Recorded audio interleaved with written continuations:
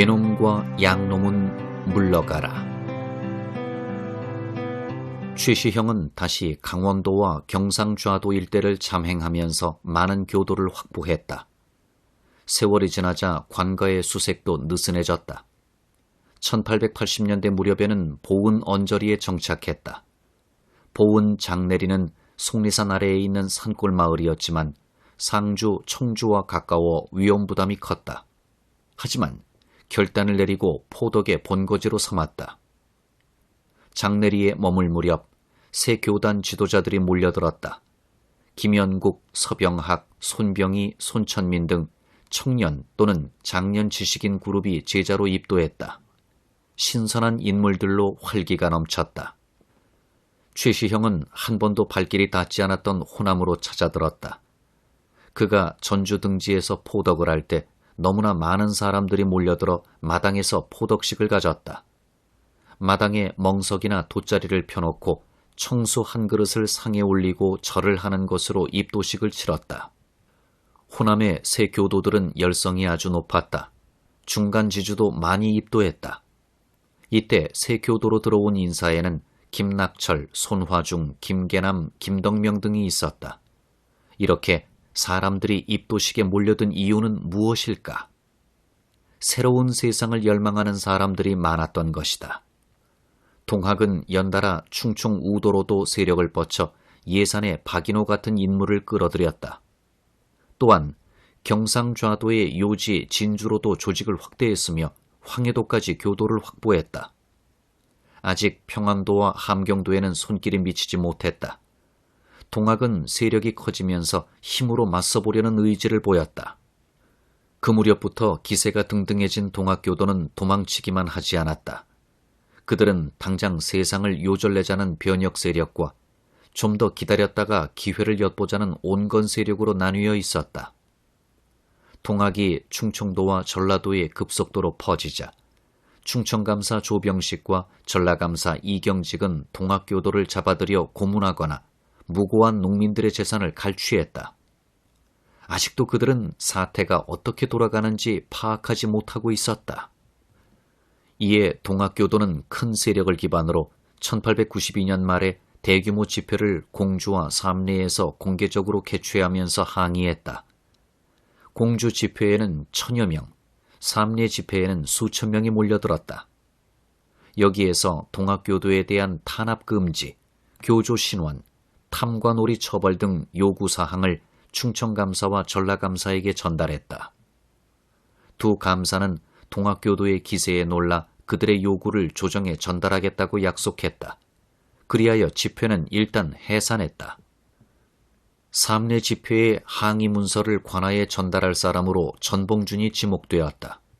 전봉준이 공식 석상에 처음 등장하는 순간이었다. 두 집회를 끝낸 뒤 지도부의 강경파는 서울로 올라가 궁궐 앞에서 복합 상소를 하자고 주장했다.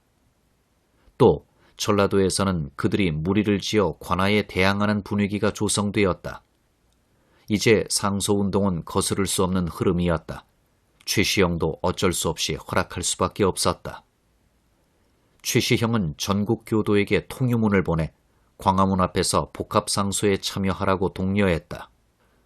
1893년에 복합상소운동이 구체적으로 추진되었다. 2월 8일에 박광호를 소수로 하여 손천민이 지은 상소문을 들고 김연국, 박인호, 손병희 등은 서울에 봉소도소를 차렸다. 2월 11일에는 광화문 앞에서 복합상소를 단행했다. 이들 대표 수십 명은 과거를 보려는 유생 차림으로 위장하고 광화문에 엎드려 소문을 올렸는데 그 요지는 다음과 같다. 첫째, 동학을 서학과 같은 이단으로 지목해 최재우를 좌도 난정으로 얽어 극형에 처한 것은 부당하다고 했다. 동학은 동방에서 나와 동인이 배우는 바가 되니 이단이 될 수 없다고 이렇게 설파했다. 동학을 가리켜 서학으로 공격하지 말고 선한 사람들을 이단으로 몰아 꾸짖지 않는 것이 옳다.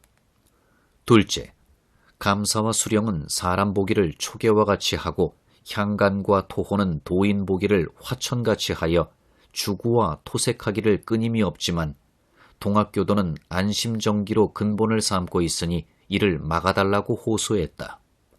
이는 궁극적으로 교조의 원통함을 풀어주고 동학을 공인해달라는 요구였다. 다만 시정의 폐단에 대해서는 한마디도 적시하지 않았다. 따라서 사회 변혁을 위한 상소운동이 아니었다는 해석이 나올 수밖에 없을 것이다. 이에 대한 임금의 전교는 정학을 높이고 이단을 배척하는 것은 열성조에서 전해오는 법이라 전제하고 이단을 내세워 야료를 부리는 자들은 선비로 대우할 수 없으며 국법에 따라 죽음을 내릴 것이다 라고 했다. 교도들은 아무런 성과도 얻지 못하고 물러났다. 그들은 경복궁 군졸의 발길에 차이면서 쫓겨났지만 눈물을 흘리며 이를 갈면서 뒷날을 도모했다. 광화문 복합상소는 실패로 끝났지만 이를 앞뒤로 하여 외세 배척운동이 활발히 전개되었다.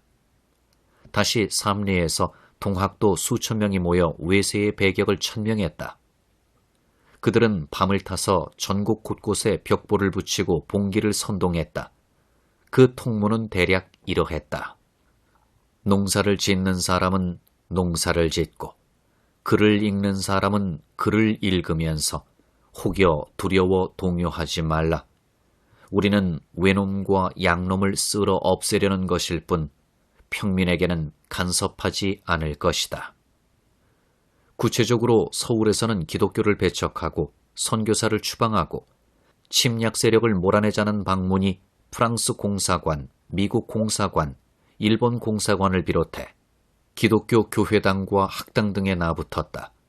이어 척양척외를 적은 전라가명에 보낸 방문과 같은 내용의 벽보가 보은 산문과 부산 성문은 물론 곳곳에 붙었다.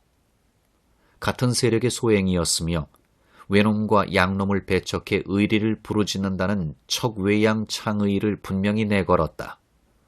한편 일본 공사관에는 전라도 동학당 6만여 명이 서울로 올라갔다는 보고가 날아왔고 도쿄 니치니치 신문은 전주에서 그 당류 4천여 명이 모여 외국 선교사와 상인은 모두 물러가라고 요구했다고 보도했다. 또 포도청에 잡힌 동학교도는 거괴는 전라도에 있다고 말하기도 했다. 이에 프랑스 공사관에서는 군함 3척을 인천에 보내달라고 본국에 요청했고 미국과 일본 공사관에서도 그 대책을 세우기에 분주했다. 불안을 느낀 일본의 장사꾼 등 거류민은 귀국하려고 짐을 싸두기도 했다. 이 무리를 이끈 사람들은 누구일까? 지금까지 정확하게 밝혀지지 않았지만 짐작할 수 있다. 그들은 최시형 계열의 교도들이 아니라 서장욱, 황하일과 김계남, 전봉준, 손화중이 이끄는 세력으로 보는 것이 맞을 듯하다.